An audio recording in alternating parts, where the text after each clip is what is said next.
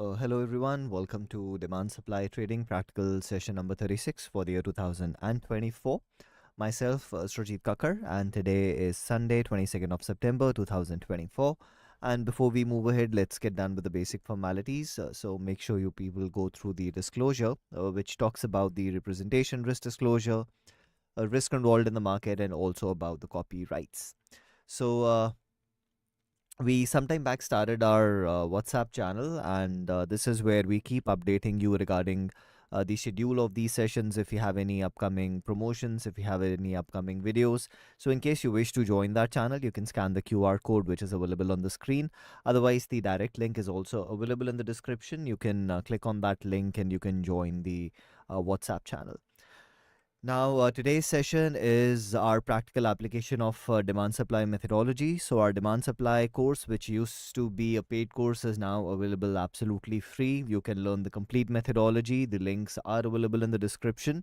And by going through the playlist, you will be able to understand the complete methodology theoretically. It covers everything: what is demand, what is supply, what does those structures look like, how do we identify them, how do we qualify them. So everything is covered in our courses theoretically. But now what happens is, if you've learned everything theoretically, unless and until you see its practical application, at times it can be a little bit challenging to understand how it needs to be applied.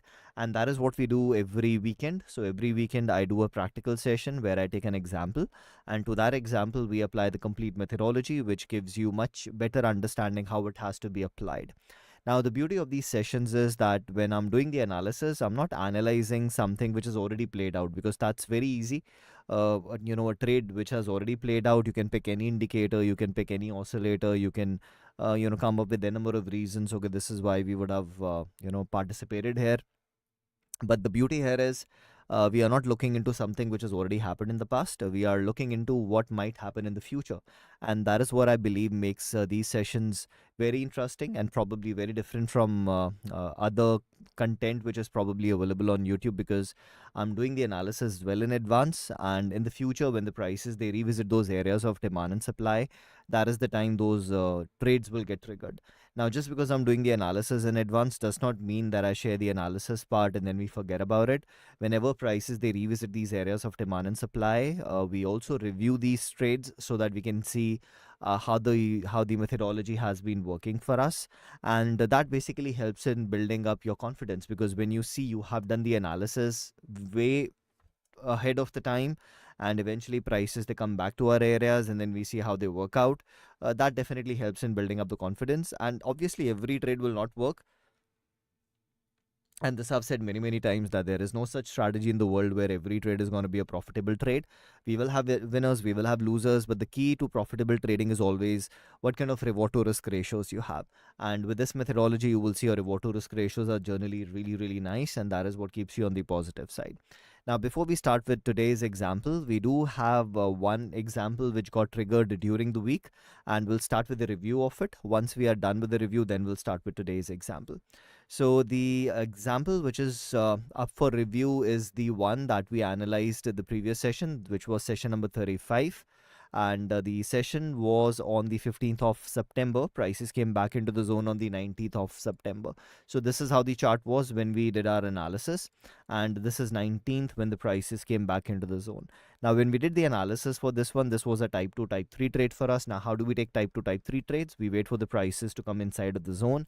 Then we wait for a bullish or very bullish candle to form. Again, this can depend upon your personality style.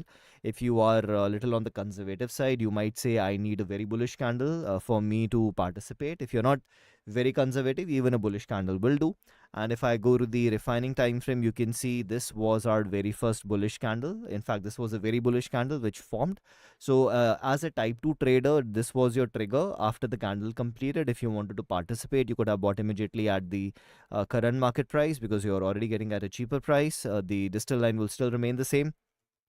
So in a way, you have taken a little deeper entry, which would have, in fact, even narrowed down your zone. So your zone could have been even narrower, which could have made your reward to risk ratios even more lucrative. But yes, as a type 2 trader, you could have got your fill on this candle. And as a type 3 trader, you would be still waiting for the prices to leave the zone. So let's assume that I did it as a type 2 trade and I bought a little deeper into the zone. So that is how we'll be reviewing it. considering it as a type 2 trade. Now, the prices they did went a tad below the distal line, but since our stop losses are a little lower, our stop loss was not hit. So we are still in the trade, considering it as a type 2 trade. And talking about whether we had the required reward to risk ratio or not, that was also not a challenge, because you can see if I zoom out and if you bring up all zones, you can see our opposing fresh area of uh, supply, right? Let's bring in more data. You can see our opposing fresh area of supply is pretty far away. This one has already been tested pretty deep. So anyhow, a tested zone we don't take for our target. If you're looking for a fresh zone, we have beautiful reward to risk ratio, probably a 10:1.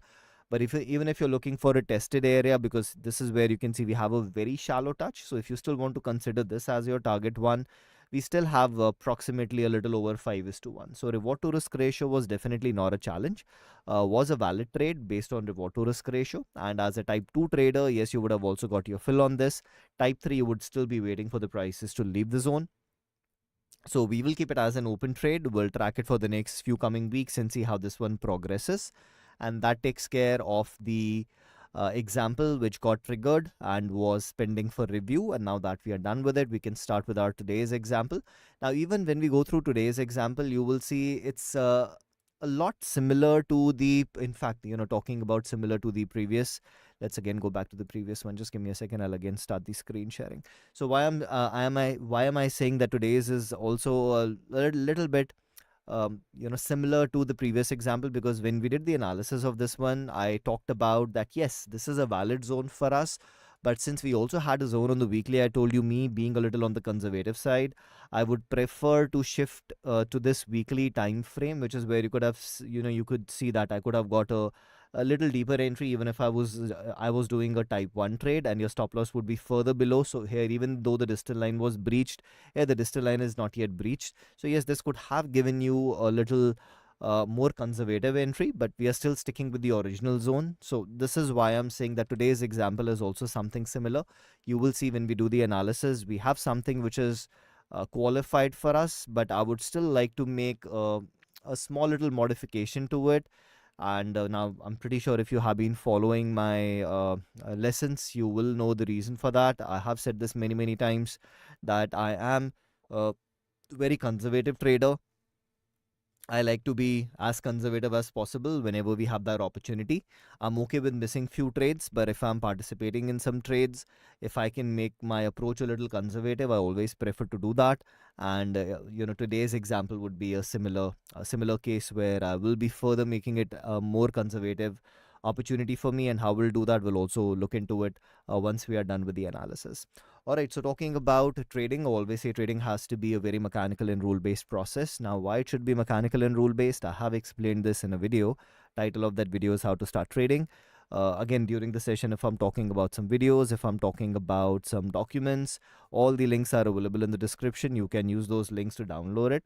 Now, since we need to be mechanical and rule-based, what we need to do is we need to create something which is called as a trade plan, so that if we have a plan, we can apply it over and over again to each and every trade that we are doing.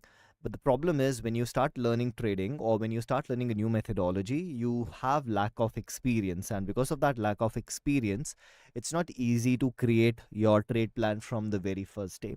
And that is where these documents, they come handy for you. I have created two documents. One is called as the trade plan steps, which basically guides us what we need to do as a demand and supply trader step by step. Now, all these steps, they have their own elaborate rules, which are available in the rule book. So you use the combination of these two documents, when you start planning your trades using demand supply. But mind it, this rule book that I've given you is a conservative approach. With time, with experience, if you want to make it more aggressive, yes, you can do that. You want to make it more conservative, you can do that, because every trader has a different personality style, and they would want maybe some tweaks to this trade plan based on their personality style. So that is absolutely acceptable. You can make those tweaks as you start having more and more experience. So what is our step number one whenever we start planning our trades? Step one is we need to define our trade purpose. And what is the meaning of trade purpose? Trade purpose basically implies the expected duration of the trade, and the duration of the trade is from the time you enter the trade to the time you exit the trade. Now, when I'm talking about the exit can be the target, the exit can be break even, the exit can be the trading stop loss, the exit can also be the stop loss, any kind of exit. So do not assume by exit I only mean profit exit, right? It can be in profit, it can be in loss, it can also be break even, whatever kind of exit. So now the question is, why are we starting with the trade purpose as our step number one? And the reason is, when we do our analysis, the charts that we use, they are time based charts, and we have n number of time frames available to us. So the very first challenge we face is that so many time frames are available. So out of these a number of time frames, which time frame should I be using for my analysis? That's the very first challenge. And to overcome this challenge, we do not start by randomly selecting any time frame. We again go in a very logical and mechanical way. And that logical approach is, the longer I want to be in a trade, the bigger the time frame I should be using for my analysis. And the smaller I want the duration for the trade, the smaller the time frame I should be using for my analysis, which definitely makes sense, right? So that is what we do. We first define our trade purpose so that then we can select time frames which can help me in participate in those kind of trades. So what I've done is I have divided these trades into four different purposes. We call them as the hourly income, daily income, weekly income, monthly income. Hourly income implies a trade where my expectation is that this trade can last for an hour or maybe few hours. Daily income, a trade which can last for a day or few days. Weekly income, a trade which can last for a week or few weeks. And monthly income, a trade which can last for a month or few months. Now, by definition, I definitely said daily income is a trade which can last for a day or few days. But the challenge is, when you're trading markets that are not 24-hour markets, then I'm pretty sure you would have experienced whenever the market opens, some symbols they'll gap up and some symbols they'll gap down. And because of this gap up, gap down, what can happen is, if you have a gap in your favor, you might get profit, which is bigger than what you were expecting in that trade.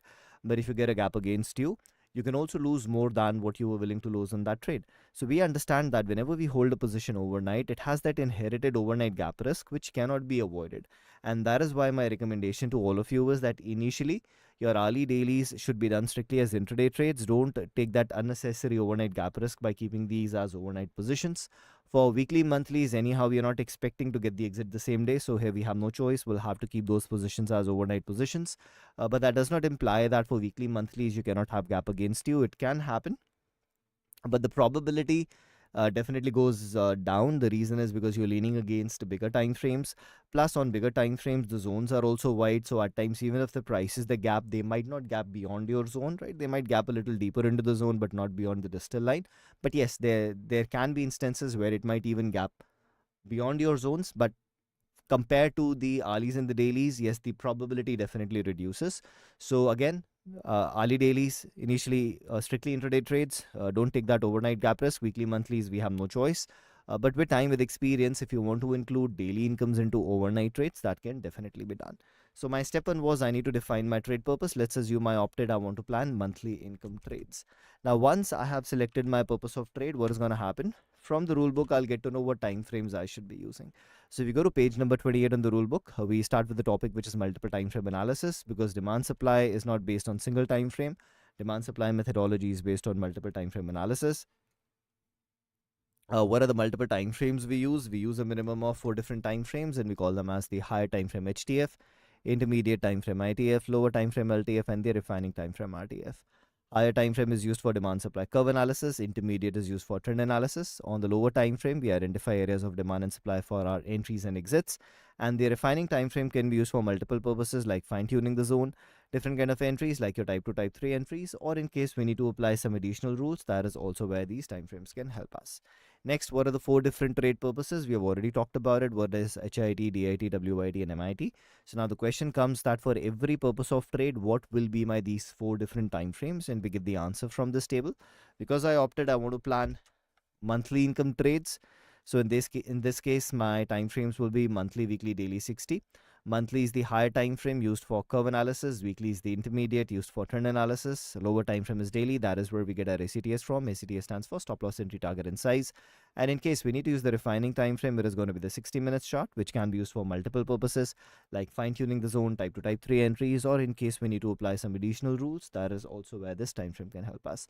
Now, mind it, this table, which is on page number 31, is specifically for the NSE market, because this market is only open for 6 hours and 15 minutes during the day for a very short duration. If you're trading markets which are open for longer duration, like commodities, forex, cryptos, then you can refer to the table which is on page number 32. And the only difference between the two is that here between daily and 60, we also have 240. But here we don't have 240 because daily is almost as good as 6 hours, 15 minutes, and 240 is almost 4 hours, which is more or less the same, right? So that is why we are going to a much smaller time frame from daily, not to a 240 minutes chart. All right, so yes, now I know my time frames, which is monthly, weekly, daily, and 60. So my challenge number one, what time frames I should be using, plus what analysis I need to do on each and every time frame, taken care. Now the next challenge is, yes, I do know my time frames, but if you take the example of NSE, we have about 2000 plus companies listed on NSE. So humanly not possible that every day I sit and analyze 2000 plus companies. So what we need now is a process in place which can help me get a smaller list out of these 2000 companies, because if I have a small list, I can do my analysis almost every other day. But if I have to analyze 2000 plus companies every day, it's not an easy task. So that is what our step number two helps us with, which is selecting some scripts. And the way we do this is by using certain computer programs which are called as scanners or screeners. So what we do is we input certain conditions into these scanner screeners, and these scanner screeners then identify which symbols are matching with those conditions. Whatever is matching with those conditions, it gets shortlisted for us, and that is how we get a smaller list. Now, very, very important, always remember, irrespective what scanner or screener you're using, whatever results you get from these scanner screeners, you can never blindly buy or sell them. Scanner screeners, they do not tell you what you need to buy or sell. They only help you get a smaller list. Once you have that list, you will have to analyze them manually one by one and see which one of them matches with your trade plan. Whatever matches with your trade plan is an opportunity for you. Whatever doesn't match with your trade plan, you simply skip it. Now, a few examples of these scanner screeners. Example one, if you go to my website, you will see under the free tab, I have created some scanners for you. Those scanners are using some moving averages. Based on that, you can shortlist symbols. Second example, on my YouTube channel, if you search for scanner, you'll be able to find a few videos, different scanners, different logics. If you like any of those, you can use that. Third example, on my YouTube channel, search for sector analysis. You'll be able to find a video on sector analysis, which can again help you in shortlisting symbols. Fourth example, on my YouTube channel, search for top-down analysis. You'll also be able to find a video on top-down analysis, which can help you in shortlisting some symbols, right? So these are 3-4 different examples, but you're not restricted only to these 3-4 different examples or 3-4 different scanner screeners. Let's look at few examples before we move ahead. So like I was talking about, that once you come to our website, under the free tab, you have the option which is stock screener. Because I opted, I want to plan the MIT trades, I can run the long scan and the short scan. Now, if you look at the long scan, you can see it is shortlisting about 8 symbols for me. And if you look at the short scan, it is shortlisting 2 symbols for me. So in total, I have 10 symbols. So can you see the scanner helped me get only 10 symbols out of 2000 plus companies. Now I can analyze these 10. Out of these 10, if anything matches with my trade plan, I have an opportunity. If nothing matches with my trade plan, I don't have any opportunity. Now, at times, what can happen is your list can be a very small list, like you can see today, or maybe the scanner is not generating any results because nothing is matching with these conditions. Or even otherwise, if you want that my list should always be a little bigger list, because bigger the list, the higher is the probability I might be able to find something which is in sync with my trade plan. So if you want to have a bigger list, you can see that in this scanner I've given 5 different conditions.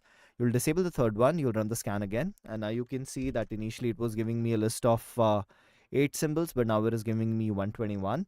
And if I go to my short scan and I do the same thing, disable it and run again, now can you see instead of 2, it is giving me 7. So now I have about 128 symbols to look into. So can you see initially I would only had 10, now I have 128, which is not a very big list. What I'll say is in about 30 to 45 minutes, you can easily analyze about 128 symbols. But yes, if you still feel it is a very big list, you further want to filter it out, you can use different filters. Example, I can say I don't want from the cash segment, I only want the symbols which also get traded in futures. So if I run the scan, you can see from 121, now I'm down to only 28 symbols. So yes, you can use different filters to make this list bigger, to make this list smaller. And plus, if I go to the screener section on this website, you can see you have over 150,000 scanners available on this website. Some of those scanners are based on fundamental analysis, some are your top loved scanners, then you have your candlestick patterns, then you have your range breakouts, you have your bullish scan, you have your bearish scan, you have your intraday bearish, you have your intraday bullish, you have crossovers. So you have a number of scanner screeners available to you. All these scanner screeners will give you different results, but like I already said, just because you're getting these Results does not mean you can blindly buy or sell them. The job of the scanner is to give you a list. In this case, we got a list of about 128 symbols. Now you'll have to manually analyze them and see which one matches with your trade plan. Now, once you start manually analyzing these symbols, there are a few challenges which you will experience. Challenge number one, what you'll realize is that most of the symbols in this list, they don't have quality demand zones and supply zones, and the reason for that is because none of these scanner screeners are based on demand supply areas, right? They are based on either conventional technical analysis or fundamental analysis, which is why just because they are getting shortlisted does not guarantee you'll have a quality area available to you. And if you don't have a demand zone or a supply zone, you can't plan your trades, right? That's the biggest challenge, because as a demand and supply trader, I need a demand area or a supply area if I want to plan some trades. So which means you will be wasting a lot of time analyzing such symbols where nothing tradable based on the methodology is available, right? So that's your first challenge. Second challenge, some of these symbols which might have quality demand areas or supply areas, they might be far away from the current market price, which is where you'll have a longer waiting period before the prices are back into your zone. And during that waiting period, whatever price action develops, it might even disqualify the trade setup for you by the time it is back into your zone, right? So these are some of the challenges we face when our scanners are based on conventional technical analysis or fundamental analysis. And to overcome these challenges, I've also created two custom built tools. One is called as the alert service, the other one is the screener. First thing I'll add is these are scanner screeners. These are not call giving or tip giving service. So do not assume that we are giving you calls or tips. These are scanner screeners which are purely based on your demand and supply areas. Now, just to help you understand them a little bit, I'll quickly go through them. But if you want to have a better understanding, we do have the walkthrough videos of both of these. The links are available in the description. You can go through those videos and you can understand them better. Now, how does alerts they basically work? So alerts are purely based on formation of demand and supply areas during the live market. So during the live market, whenever you have a formation of a demand zone or a supply zone, you get notified. And we do have demo channels for NSE, for MCX, for Forex. So you can see I'm showing you screenshot from the NSE demo channel, which is for 20th of September. And what we do is we provide you the NSE alerts on the demo channel for about half an hour, which is 11:15 to 11:45 as per the Indian Standard Time. So you can see as and when the zones they get formed, you immediately get the notification that at what time, on which symbol the zone has formed, what is the structure, on what time frame it has formed, what is the proximal value, what is the distal value, so you can get the complete information. But like I already said, just because you are getting this information that you have a formation of a demand area or a supply area does not mean you can blindly buy at that demand zone or blindly sell at that supply zone.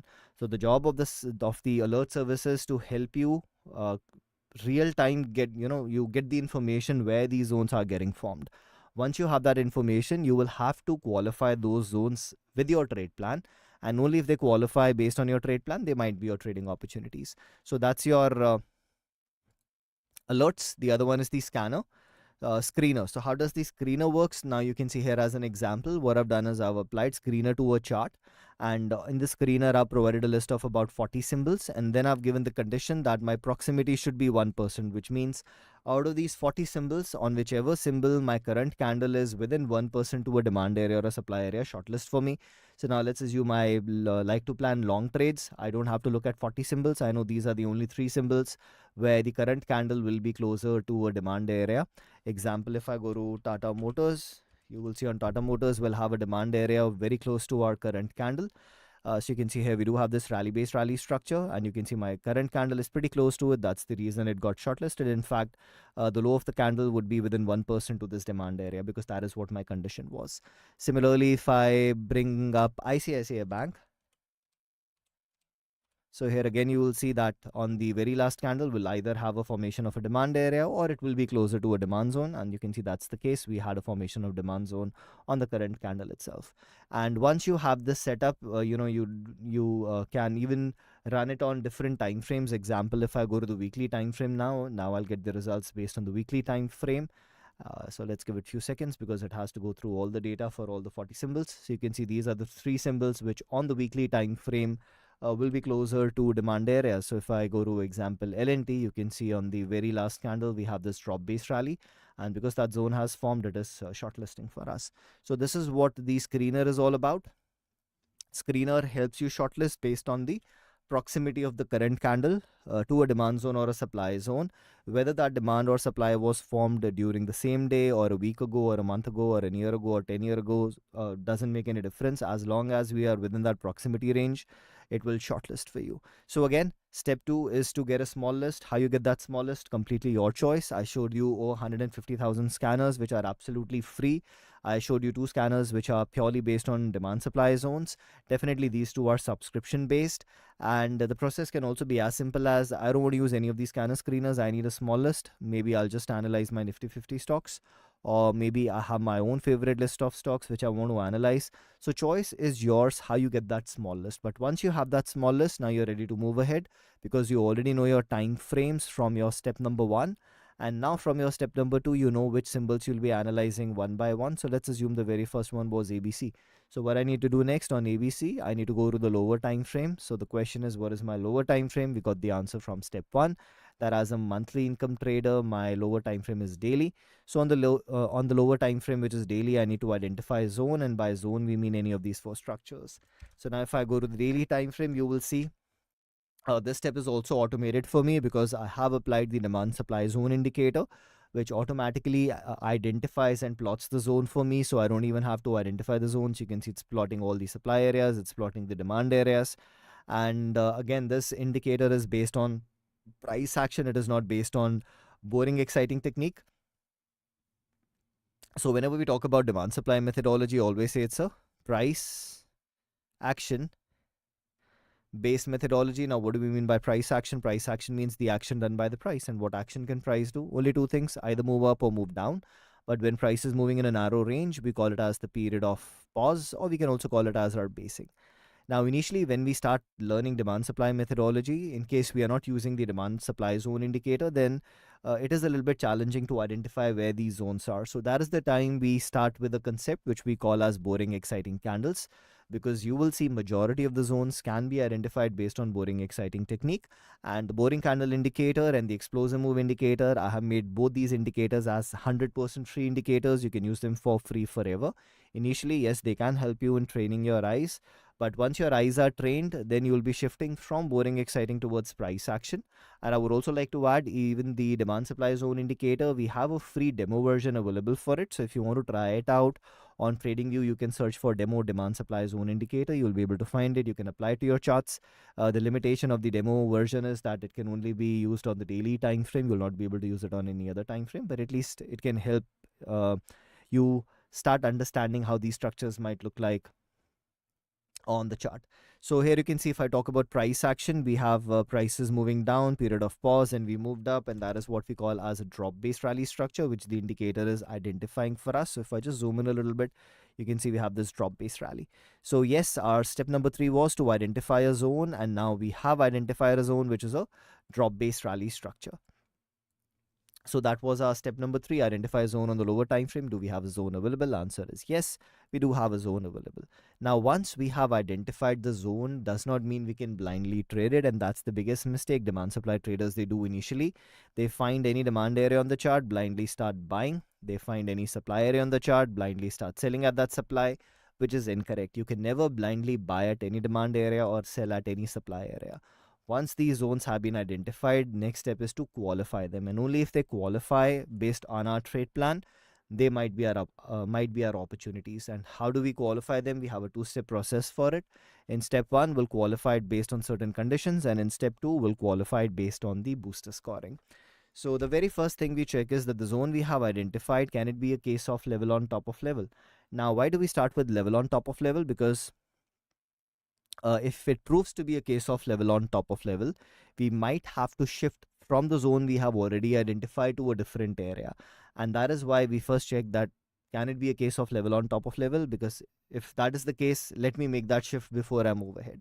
And how do we verify that? It's a very simple concept. If you have an intermediate time frame zone, and the same intermediate time frame zone divides into multiple zones on the lower time frame. So when your intermediate time frame zone is dividing into multiple zones on the lower time frame, we call it as a case of level on top of level. So what we understand from here is that to be a case of level on top of level, my lower time frame zone has to be inside the intermediate, which we call as a coinciding level. So if we have a coinciding level, we might have a case of level on top of level. But if we don't have a coinciding level, it can never be a case of level on top of level. So that is how we verified. We'll first check that the zone we have identified, does it coincide with any intermediate time frame zone? Now, as a monthly income trader, our intermediate time frame is weekly, and you can see on the weekly we don't have any zone here. So since we don't have any zone, it's not a coinciding level, and if it is not a coinciding level, it cannot be a case of level on top of level. So condition number 1 is not applicable.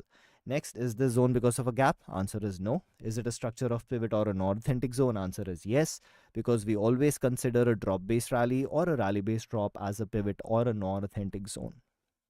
So how do we qualify that? Let's go to our rule book and rules for pivot. P-I-V-O-T. Right, so the aggressive rule says that before applying the boosters, make sure the move from the zone was able to violate at least one opposing zone on the intermediate time frame. So since we know that these kind of structures can be a little lesser probability, we want to add some positive factor. And the way we are adding that positive factor is that if this demand zone, the move from this demand zone, was able to violate a supply zone and not of the same time frame, of a bigger time frame, which is intermediate time frame. So that tells us that a smaller time frame zone was able to defeat a bigger time frame zone, which probably means it has a little bit of extra strength, and that's the positive factor. So let's verify. Did that happen? So if I go back to the weekly time frame and I do a replay where the zone was formed, it was formed on this particular candle. You can see that we definitely had some supply zones here. And when we started moving up from this area, we definitely have the breach of those supply areas. In fact, we just need one, but here you can see you have a breach of multiple supply areas. So yes, if you are applying your conservative rule based on the if you are applying your aggressive rule based on the aggressive rule, it is already qualified for us. But yes, if you're somebody who's now looking for conservative rule, the conservative rule has two conditions. One, it has to be an impulsive move, which we can definitely see that when we were here, this was our last pivot high, and we definitely had a move which was able to create a new high. So we do have a impulsive move. But the second condition is that on the refining time frame, we need an authentic zone, which is missing in this case. So now if you are someone who is following the aggressive rule, this is definitely qualified for you. But if you're following the conservative rule where we need two conditions, then the second condition is refining time frame, we need on an authentic zone, which basically implies a rally based rally, which is missing here. So again, depending upon your personality style, aggressive trader, yes, qualified; conservative trader, not qualified. Right. So let's assume I'm an aggressive trader. I applied the aggressive rules. The rule is definitely qualifying the zone for me, and it's not the structure of unstable equilibrium. So after applying all the applicable rules, is the zone qualified? Answer is yes, provided I'm following the aggressive approach. Now, once the zone has been qualified, the next step is to do the booster scoring. So let's start with the boosters. First one is freshness. The zone is definitely fresh, gets a score of 3.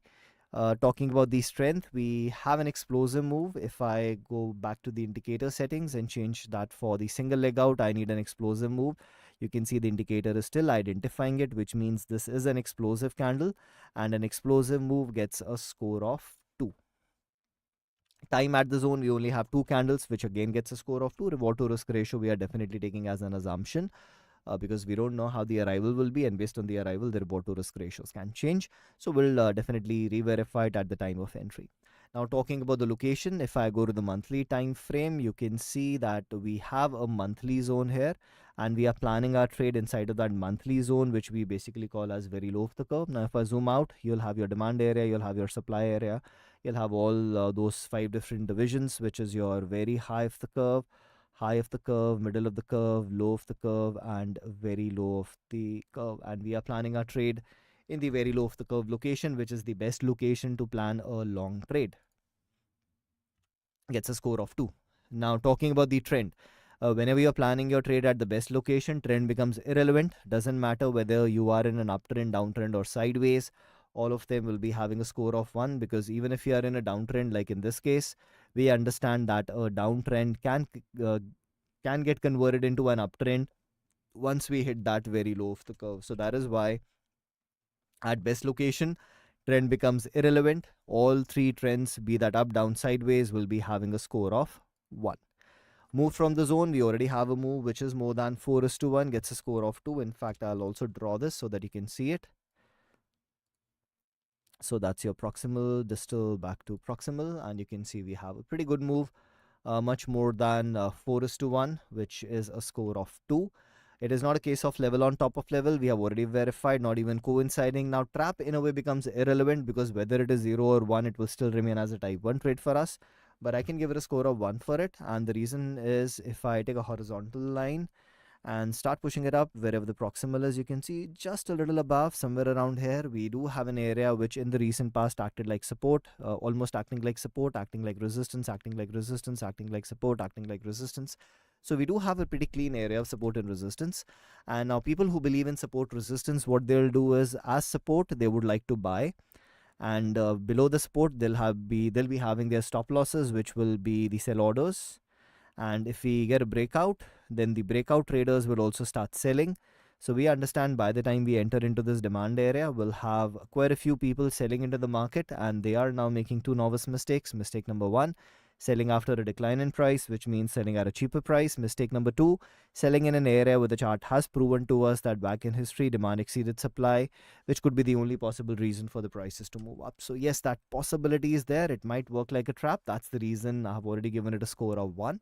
So if you look at the overall scoring, we have a high quality, high probability trade setup, and high quality, high probability can be done as a type 1 trade.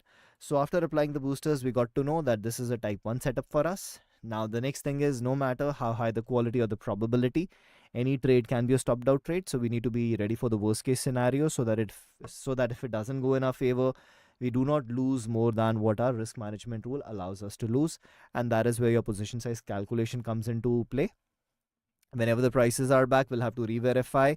Reason being, markets are not static, markets are dynamic, conditions are changing almost every other second. So before entering a trade, we'll have to double check, does it still qualify based on my trade plan? If the answer is yes, we place our order based on the entry type, and in this case it's a type 1 trade. And once your order has been executed, last step is your trade management, where 1:1 we make it as a break even trade. And after that, if we get the opportunity to trail onto it, we start using our trailing stop loss. So this is how we plan trades, very mechanically, very rule based, and that takes care of today's example. So like I said, once we are done with the analysis, I would also like to add something here. And what is that something? So if I again go back to my higher time frame, when I was talking about that our zone is located at the best location. Can you see that's the best location? Let's mark our demand area on the monthly as well. So you can see this one marked in pink is my monthly zone, and the one marked in green is my lower time frame zone, right? So in a way, I'm also trying to take my entry inside of this monthly zone. Now, what if prices, they go a little deeper into this monthly zone and then start correcting? Start moving up, then I'll be stopped out and then it is going in my favor. So I would prefer my stop loss probably be below the monthly zone. But if I take this as my proximal, this as my distal, I have a very wide zone. Can you see about 20%? I don't want to get into a trade which has a range of 20%. I would like to have a narrower range. So if I go back to my lower time frame, you can see that inside of this monthly, I have another zone which is a little lower. So this is where I would like to modify my entry to this lower zone so that I have my distal line of the monthly time frame, which is my higher time frame, which puts my stop loss at a very safe location. Absolutely yes. The downside here is prices might react from here and keep moving up, and I might never get the opportunity. And that is where you have to decide what kind of a trader you want to be. I am okay with missing some trades, but I would like to take some of the best zones. What might also happen is you might get an opportunity from this, gives you the target, and again it might come to the lower one, again you might get another opportunity. What can also happen is this one can get stopped out, then you can plan your trade on the next zone, right? That is also a possibility. But I prefer to start from the most conservative approach, and that is where if I was planning my trade, I would go for the lower zone. I would not use the upper zone. Yes, I know that I might miss the opportunity, but that's how you define whether you want to be an aggressive trader, whether you want to be a conservative trader. So we'll stick with the one which is above because it is qualifying based on the trade plan, and we'll track it as and when it progresses. But yes, if you want to make a change, that is one change which can be done. And that is something I would definitely do as a conservative trader because that is how I approach the market. I like to be as conservative as possible.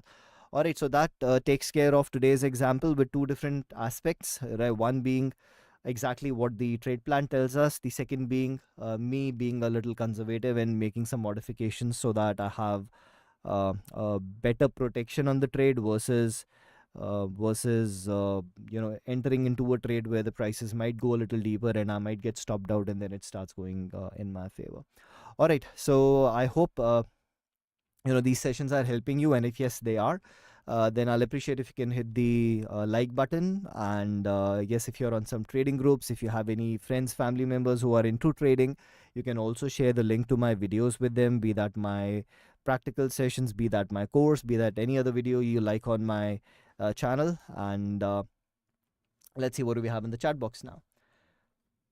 All right, so I'm Peter from Uganda. I'm here live watching. All right, perfect, Peter. Seems like it might be your very first time.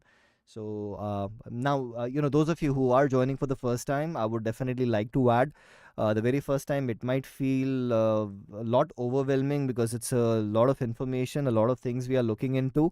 But my suggestion would be, first go through the course content, which is the theory part, if you have not yet done that. And you can see we're already on session number 36, the practical sessions. You already have an archive where 35 sessions are already available to you. So just because those sessions have already happened, don't miss them. Go through those sessions, because the more number of practical sessions you will see, the better you'll start having understanding of the methodology. Yes, the first few sessions you might feel a little blank, a little overwhelmed, but not to worry. As you start going through more and more sessions, everything will start falling into place, right? But I would also add, along with that, also try to practice it, right? So the more you practice, the more you apply it, the better it will start getting for you. Okay, which trading broker do you use to place trade zero the upstocks, because they don't have a boring and explosive candle indicator? Absolutely, none of these brokers, they have these tools. All these tools which you are seeing, be that the demand supply zone indicator, boring candle indicator, explosive move indicator, even the scanners which I've created are custom built tools and indicators. They are not available on any other platform. And again, I do my analysis on TradingView. I place my orders with my broker. That is how I go about, and that's how I'll say most of the people are doing, because on TradingView they have very few brokers which are linked, where the orders can be placed via TradingView. All right, so let's see what we have next. If intermediate time frame zone is tested, will the level on top of level still be applicable in a DIT or an HIT? See, again, it's a very interesting question and a very common question that I get. There are a lot of factors into it, right? The first one is already, like you said, if it is an HIT or a DIT. Now, if you are, let's say, a person who is doing a lot of HIT trades, we know the smaller the time frame, the lesser the weightage. So in that scenario, probably I would like to avoid, because I know the intermediate time frame has already been tested. So I don't want to use a tested area to lean against. But let's assume the same thing is happening. Let's say if in an MIT trade, I know now I'm leaning against very big time frames, which is where I might be okay with doing it, right? So that's one approach, depending upon how aggressive or conservative you want to be, depending upon what time frames you are trading. The second thing is, you still might have some let's say rules to participate in such trades. One rule which I give a lot of example is, I can say, okay, I'm okay with using a tested intermediate time frame zone as long as I'm planning my trade at the best location, right? So which means if I'm planning a long trade, very low of the curve. If I'm planning a short trade, very high of the curve. Now, irrespective whether it is an HIT trade or an MIT trade, because I've already added positive factor from the higher time frame. So this is how you can eventually see what works best for you, and based on that you can decide what you wish to do. But absolutely, I'll agree with you, if the intermediate time frame zone is tested, the zone is no longer fresh for us, even if you see a fresh zone on the lower time frame, and that is where you need to be a little bit cautious. Or do we discard the trade if the entry line marked with the trend Fibonacci is tested, but the prices? See, again, I understand at times what might happen is that the prices might touch your entry price, but that does not touch your proximal line. So in that case, ideally the zone is still fresh, right? So if it revisits, you still want to participate, it is acceptable, right? Nothing wrong with that. All right, so if we are saying that HIT zones can be use even after days, then why are we not using HITs? Okay, so the reason we are not using to hold them overnight is because, now just as an example, when you're on a 5 minutes chart, your zones are very narrow, right? And as an HIT trader, now if you think about it, now a very simple example is you can see, for the last few days prices have been, coming down. But now since we are reaching closer to the MIT, I won't say MIT, I should have said the monthly demand zone, we know the probability of pricing moving is much higher versus moving down. Now, as an HIT trader, I might see it as a downtrend. I might be closer to some 60 minutes supply areas. But if I'm not considering, those bigger time frames, and if I, let's say, participate as a short trade and prices, they hit that monthly demand and the very next day they gap up, since we are already leaning against very small time frames, prices might gap against us and even beyond those zones, which can give us very big losses. So that is the reason when we are planning HIT trades, we are focused on very small time frames. We are not looking at a very big picture, which is where very commonly you will see that prices will gap against you, and those gaps will lead to very big losses. And that is why HITs, I would advise never to keep them as as overnight trades, unless and until you have also done your analysis and seen that even with some bigger time frames, I'm in sync with those locations, and probably now I can keep it as an overnight trade. But if you're not aware where those bigger time frames demand supply areas are, then it is better to do it as strictly intraday trades. All right. So, how do we recommend to arrange the capital for trading according to you? What should be the minimum account to start trading since I'm in college? Akshmeet, I have done a video which is how to start trading. The link is available in the description. I would advise go through that video. That is where I've explained how you should be going about. I've also explained, that you don't require a lot of capital, because initially when you're starting, your objective is, in fact, I should say your objective should not be to make money, right? Initially, your objective should be to have skills. Once you have skills, the money will be byproduct of it. And to have those skills, it is not required you need to have 10 lakh, 20 lakh, 1 CR in your account, right? You can gain those skills even with 1,000 rupees in your account, right? So that is why start small, try to gain those skills. Once you have those skills, then yes, you can scale up as per your comfort level. But go through that video, that will explain you what would be the best way to start. Isn't the zone rally based rally if you go by the move? Okay, so when you're talking about the move, if I zoom in a little bit, you can see that the size of this candle, right, is a little bigger compared to this basing, right? That is what the indicator is looking at. And again, when the indicator is looking at identifying the zones, now let's take an example. When this would have happened, the indicator is comparing this candle to what has happened in the past. And can you see, compared to what has happened in the past, this candle definitely looks much bigger than the average candle size, which is why the indicator is taking it as a drop and not taking it as a basing candle, right? So always understand the indicator is looking at price action. Yes, now once we compare with these candles, we might say that this looks a little narrower, but the problem is this is where the zone was formed, and at that point of time those candles were not there on the chart, and now the indicator is comparing with historic, and compared to these historic candles, it is much bigger than the average candle size, right? That is how it goes. All right, so I hope that helps you understand how the indicator works, Pawan. Okay, so are we considering it as a drop based rally? Yes, we are considering it as a drop based rally. If I want to purchase the demand supply zone indicator plus the screener plus the alert, which product should I go for? I purchase from your website, since there is demand supply zone indicator. Okay, so again, let me put it this way. You have three products available. You have the demand supply zone indicator, you have the alerts, and you have the alerts plus screener. Now, if you just want the indicator, you can go for the demand and supply zone indicator. If you need alerts, with alerts by default, you get this. If you go for alerts plus screener, still you get this. And again, you also have screener as a separate product as well. So even if you go for screener, you still get the indicator, right? So with alerts plus screener, with screener by default, demand supply zone indicator is included complimentary. But if you don't require all these scanner screeners, you just want to go for the indicator, then it is also available as a standalone, right? So that is how it goes. So like you said, if you want the alerts and the screener, with alert screener combo, by default the indicator will be included. Okay, any thoughts on how to use the bar replay to test demand supply methodology as to form back testing? Will it help me build additional confidence? It will be very challenging, Armando, and the reason for that is when we are doing backtesting with demand supply methodology, we have to do that backtesting not based on one single time frame. It has to be based on multiple time frame analysis, which makes it much more complex. The best way, like I always say, is because I'm doing this analysis well in advance for you, and then we also look into these trade setups once they get triggered. uh, that will be a much better way to build your confidence.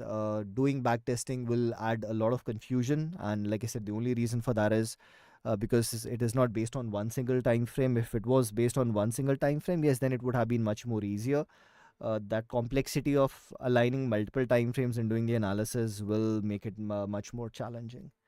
Why is the very low of the curve, since the entry zone is low on the curve and not inside? It is completely inside, right? I'll show you. If I go to the monthly zone, I'll zoom in so you can see this is my basing candle for the monthly, and you can see we are already completely inside. So it's not the low on the curve, it's very low of the curve. That's my complete candle. So I hope that helps. Probably I was not zoomed in a lot, so maybe I'll zoom in a little bit more. Now you can see it's completely inside of it, right? So it's completely inside, not outside of it.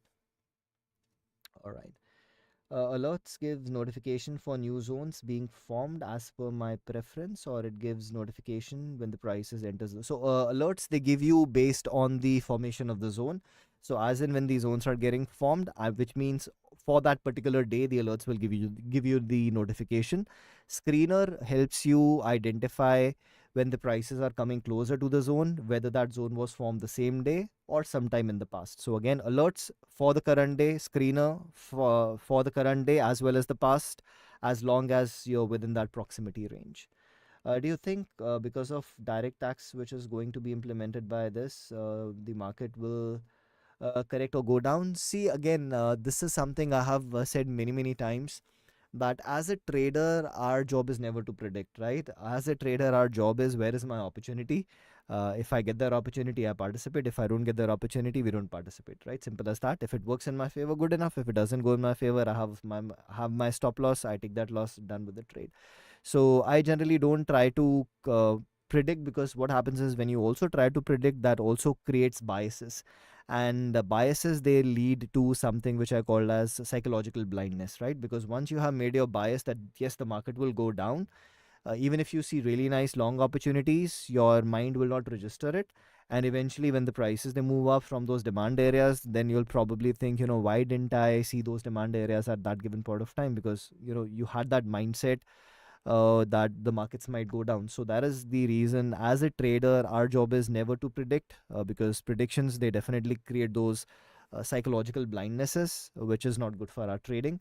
At the end of the day, our job is, where is an opportunity which matches with my trade plan? Let me participate. If it works, good enough. If it doesn't participate, I simply skip it. And maybe someday I'll show you an example of what I was calling as a psychological blindness. Uh, Today it might be a little bit challenging, because for that I need to get a video, which is a really nice video, helps you understand what that psychological blindness is, right? So probably I'll show you sometime in the future, some session. All right. So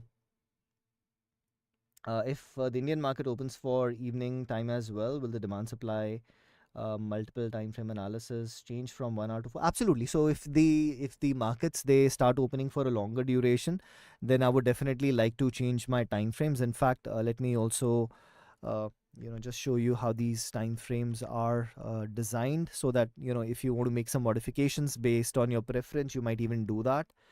I guess it's on page 31. Yep. So if you look at the time frames, the way these time frames are designed is, we are always somewhere from a multiple of 3 to a maximum multiple of 6. Now, what do I mean by that? Can you see, if this is my 1 minute chart, multiplied by 5, you have my 5 minutes, multiplied by 3, you have your 15 minutes, multiplied by 4, you have your 60 minutes, multiplied by 6. That's your daily.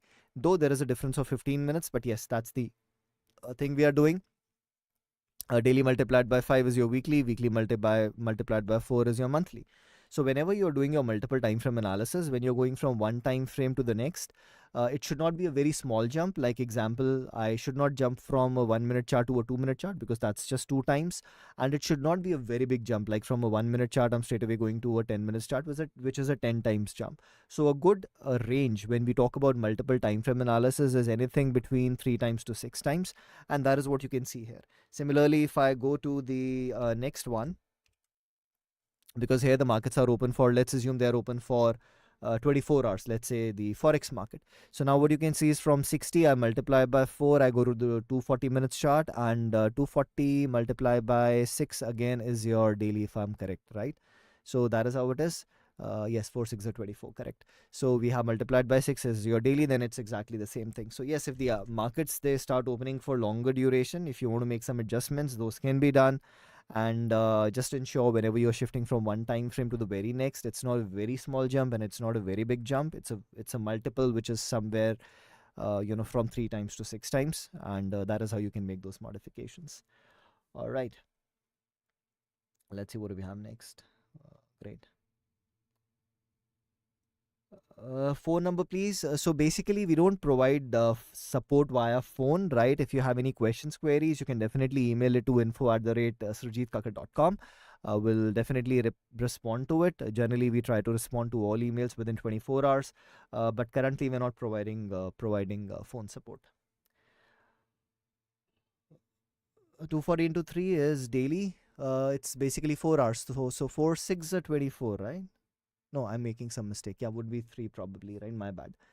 Because it is, let me do this, right? Let's verify. So this would be 24 into 60. 24 into 60 minutes is 1440, right? 1440 divided by, my bad, right? So I was looking at 24. So 1440 divided by 240 is 6 times. Yes, it is 6 times, right? It's not 3 times, it is 6 times. I'm talking about 24 hours. So again, let's do it. I hope I didn't make any. 24 hours into 60 is 1440 divided by 240, which is 4 hours, is definitely 6 times, right? So it's 6 times. Okay, in your video, how to trade, you show a random outcome spreadsheet. Can you provide a copy of it so we can understand the importance of random trading outcome based on reward to risk ratio? Okay, so I'll see if I can upload it, and market remains open for 15. Okay, so you're probably talking about maybe the commodities market, right? I'm talking about forex, the international forex, which is open for 24 hours, right? That is what I was talking about. So that is where the confusion might be, Rakesh, right? So I took an example of a market which is 24 hours, which is the international forex. So based on that, I was talking about these time frames. Anyways, uh, great. So that brings us to the end of today's session. Thank you so much for joining in, and I'll definitely take that into consideration. The Excel sheet you're talking about, where you can look at different reward to risk ratios. So probably I'll upload it and give you a link, maybe next session, so that you can easily download it. So again, thank you everyone for joining in. I'll be seeing you now next Sunday. Till then, fit safe. Enjoy your Sunday evening. Take care. Bye bye.